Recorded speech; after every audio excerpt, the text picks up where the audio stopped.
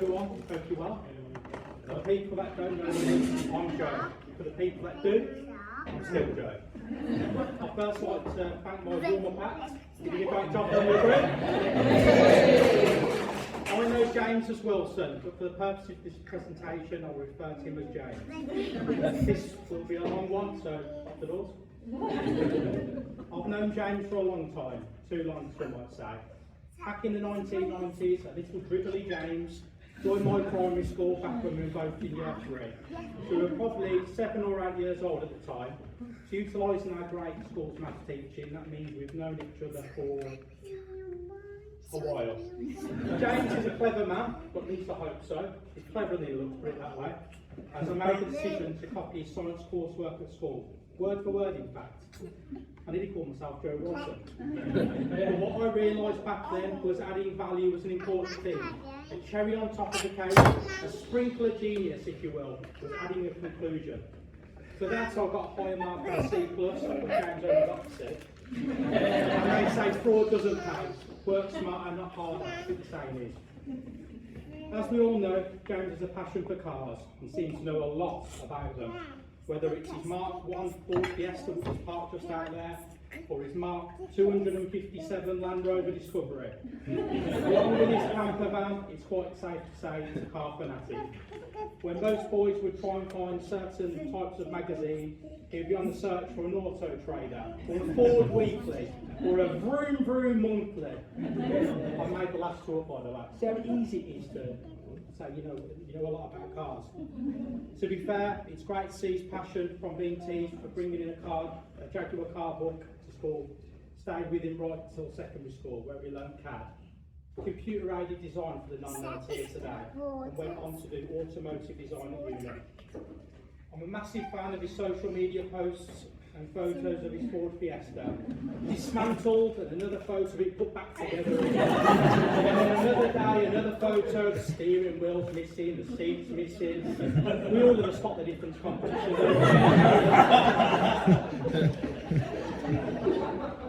All jokes aside, you do know a lot about cars, even more so about letting car tires down. But we won't get into that. James is a family man, perhaps a bit of a mummy's boy. After all, he worked at Asda with his mum, then followed her to Morrison.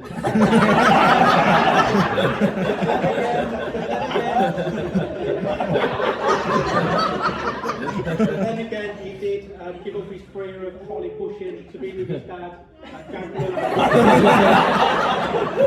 It's a family-run business because Steph, Josh and most of his cousins sing to her. James and Steph through their love of rock music and a nightclub called Uproar. Though initially only having her on social media to yet to actually speak. Until one random night out in Birmingham, which I've alluded to, up the botanist, he disappeared. And as all good friends would be, we were worried sick. Searching everywhere, getting ourselves into a right panic. Thoughts swept through our heads. Was he okay? Has he ventured to the nearest news agent looking for the latest Ford Weekly?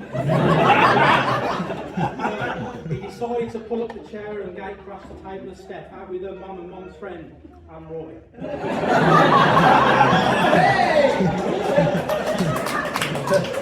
I'd love to have been on the fly on the wall at the moment. Whoa. Hello, I'm James. Can I sit here, please? Interrupted, am I? Well, yes. I love cars.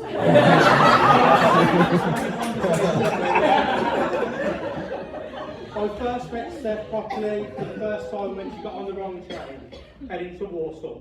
Maybe on purpose, we'll never know. And James came to her rescue to pick her up. We were at the gym at the time, so very close to our bench press personal best. But as soon as Steph needed rescuing, he threw down 5-kilogram dumbbells. Lucky for him, he was wearing his pants on the outside of his shorts. They're great together, to be fair, and already have the married life nailed. Steph inside getting her fix of Emmerdale, then followed by Coronation Street, and James will be in the garage working on his car. I've mentioned his nice cars, haven't I? As I've mentioned, I've known James since year 3, but mostly his friendship group we met at secondary school. A great set of mates actually, especially Sunil. Wait, that's not my handwriting.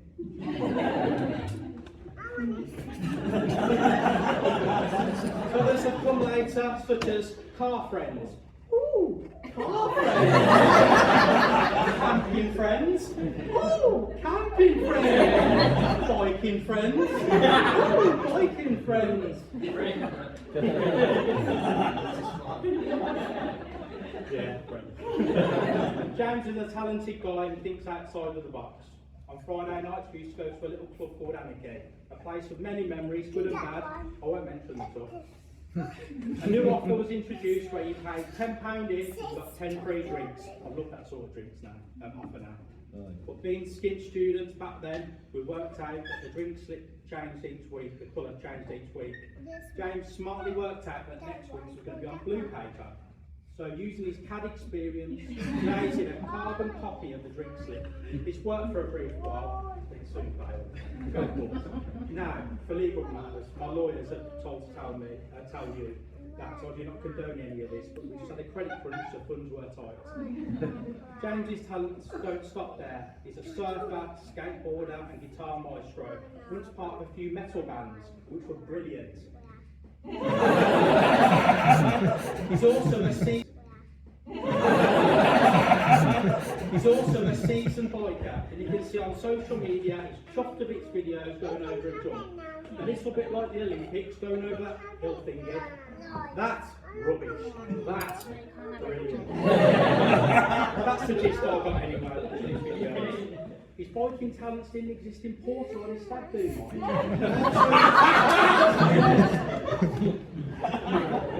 Another interesting fact about James was his two favourite subjects at school were art and science. I presume this was the case as he loved drawing certain parts of the human anatomy. And even on the head of sixth form's end of year presentation, when the overhead projector was left unattended, it really did draw everything. It has to be said, James is a great dad. I see a lot of James and Jacob, especially when he says car. Are we mentioning on car? James is a polite chap who wouldn't want to upset anyone. So as we know, James was a skateboarding fanatic, and he knows a good board when he sees one. Many years ago, with the boom of online retail, James thought, I'll have a gander. Probably after his usual online resubscribing to Ford Weekly, he went onto a skateboarding website and purchased a very nice skateboard indeed. When it arrived, he took the new skateboard out for a spin, is that the terminology? Out for a flip then. And then visited a skateboard shop. Shop, we'll get to that. This particular skateboard shop owner despised online retail with a passion, and this made James a little nervous. Hiding his new skateboard behind his back, the skateboard shop owner said, "Where did you get that skateboard from?" James couldn't say he purchased this skateboard online, could he? Oh no. A fair explanation surely would follow of how he acquired this skateboard. A sentence or two. There was a deal on an online discount. Something like that perhaps, anything. But no, James didn't go for the essay approach, he didn't go for a few short sentences either. He went through a very thought out and very direct job. Speeches are usually full of thanks and recognition, so a shout out to Julie and Tony. You've done an amazing job at raising your son, it has to be said. Josh is great. For those that don't know, James was one half of my two-man best man team. Greedy of me, I know. But they did a great speech. But to get the additional marks, once again, I'm going to add a conclusion. So, in conclusion, I'd like to say to James, you're an amazing guy. Scribble up well. Steph, you were studying, as with the bridesmaids. Groomsmen, you look alright, I suppose. Now, all is said and done. No going back now, guys, I'm afraid. There's only one thing left to do. I'd like to raise a toast. Please grab your drinks, guys.